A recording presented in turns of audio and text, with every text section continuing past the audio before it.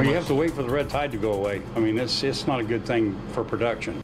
Red algae is plaguing our pristine beaches, and it's likely the reason for several problems along our coast, including respiratory problems and some recent fish kills. Red tide is especially bad right now along Collier County. New samples by Florida Fish and Wildlife show dangerously high levels near the southern end. 4 News Corner's Carl Fortier is in Collier County tonight explaining how red tide could impact one of Southwest Florida's prized industries. Carl? Well, the red tide left a lot of dead fish on Marco Island beaches last week, then moved into the back bays where fishermen say that's good for stone crabs, not so good for stone crabbing.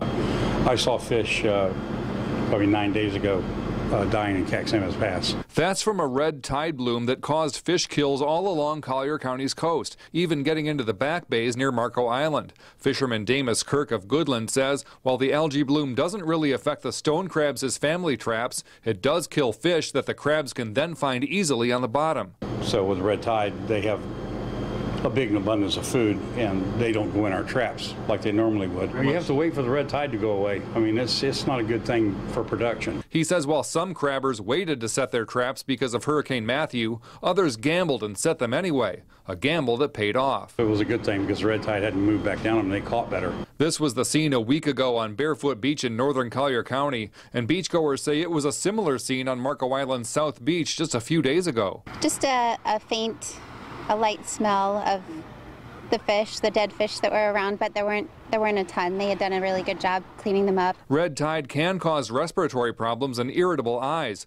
but South Beach was back in business Monday. Now Kirk is waiting to get back to the stone crabbing business once the red tide bloom dies down. But as soon as it cleans up and goes away, we'll be back in major production. For the most up-to-date information on red tide in Collier County, you can go to colliergov.net/red tide update or call 252-2591. Reporting in Goodland, Carl Fortier, Fox 4, in your corner.